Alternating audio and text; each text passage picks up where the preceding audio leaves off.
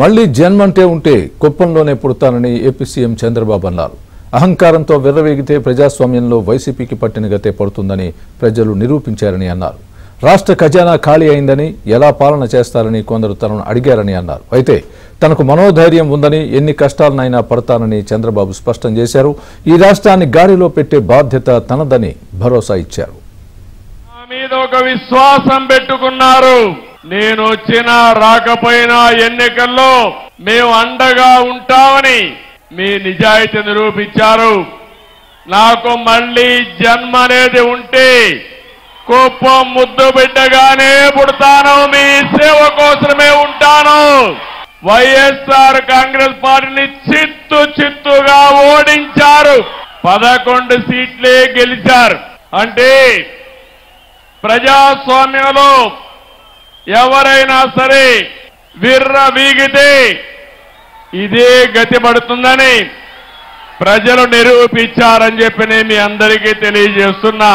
ఈ యొక్క వైఎస్ఆర్ కాంగ్రెస్ పార్టీ ఒక అరాచక పార్టీ.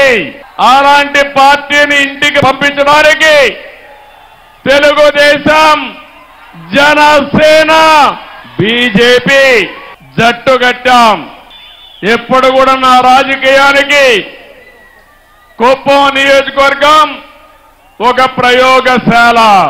ఇక్కడ మొట్టమొదటి ఒక కార్యక్రమాన్ని ప్రారంభించి ఆ రోజు సమైక్య ఆంధ్రప్రదేశ్ లో, తర్వాత నవ్య ఆంధ్రప్రదేశ్ లో అమలు చేశాం. నా సామాజిక వర్గం లేదు గాని ఈ వెనుకబడిన వర్గాలే నా సామాజిక వర్గం. నాకు ప్రత్యక్ష దేవుళ్ళైన కుప్పం దేవుళ్ళని కలవడానికి ఇక్కడికి వచ్చాను. నేను మీకు రుణపడి ఉన్నాను. 5 ఏళ్లలో మీ రుణం తీర్చుకుంటానని మరొక్కసారి మీ అందరికీ హామీ ఇస్తున్నా, వాగ్దానం ఇస్తున్నా. భగవంతుడు నాకు ఎంత శక్తి ఇస్తే అంత శక్తిని ఉపయోగించి కుప్పాన్ని అగ్రస్థానంలో పెట్టడానికి ప్రయత్నం చేస్తాను. నా జీవితాశయం ఒకటే, పేదరికం లేని సమాజం. ఎక్కడ పేదవాడు ఉంటే అక్కడ ఉంటా, మీకు అండగా ఉంటానని మీ అందరికీ హామీ ఇస్తున్నా. నా జీవితంలో ఎప్పుడూ చూడలేదు 1924. అది ఒక పేద కళ, అవునా కాదా తమ్ముళ్ళు అడుగుతున్నా.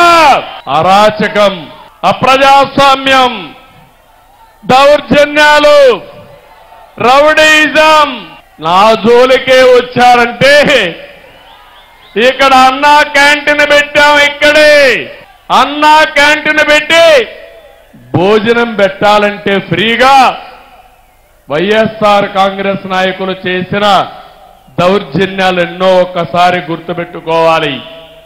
ఎక్కడో కేజీఎఫ్ అనుకున్నాం.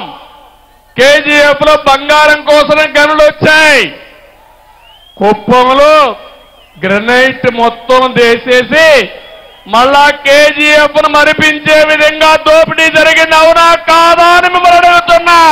ఎవడైనా కుప్పంలో రౌడీజం చేశారో చేస్తారు, అదే కడపటి రోజు అవుతుంది. మీకు జాగ్రత్త. మనకి పెద్దపీట వేస్తాం, అభివృద్ధి పరిగెత్తిస్తాం. దానికి నమూనాగా ఈ కుప్పం నియోజకవర్గాన్ని తయారు చేస్తారని మరొకసారి మీ అందరికీ హామీ ఇస్తున్నా. రాష్ట్రానికి మంచి జరగాలి, కానీ సమస్యలు కూడా బోలెడన్ని ఉన్నాయి. నేను మొయ్యలేనంత భారం ఉంది, ఆ విషయం కూడా మీరు గుర్తుపెట్టుకోవాలి. మీకు కనపడినంత ఆశాజనకంగా లేదు. ఖజానా ఖాళీ అయిపోయింది. అప్పులు విపరీతంగా చేశారు. చాలా మంది అంటున్నారు, నువ్వు ఎట్లా చేస్తావు, నీ దగ్గర డబ్బులు లేవు కదా అని. ఉన్నదే నాకు మనోసంకల్పం, మనోధైర్యం. కష్టాలున్నాయని పారిపోయేవాడిని కాదు. 40 ఏళ్లుగా ఆదరించిన ప్రజానీకం 5 కోట్ల మంది కోసం, మీ భవిష్యత్తు కోసం ఎంత కష్టమైనా పడతాను, ఎంత భారమైనా మోస్తాను. తిరిగి రాష్ట్రాన్ని గాడిన పెట్టే బాధ్యత నాదని మరొక్కసారి మీ అందరికీ తెలియజేస్తున్నా.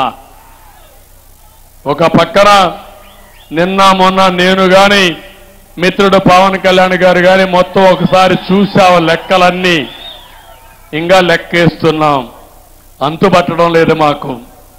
ఎక్కడెక్కడ అప్పు తెచ్చారో, ఎక్కడెక్కడ ఖర్చు పెట్టారో, దొంగలు ఎంత దొంగలు చేయబోయారో అన్ని లెక్కలు ఇస్తున్నాం. అందుకే రాబోయే రోజుల్లో మొట్టమొదటి కేబినెట్లో రాష్ట్ర వాస్తవ పరిస్థితులు మీకు తెలియడానికి 7 వైట్ పేపర్లు పబ్లిసైజ్ చేస్తున్నా.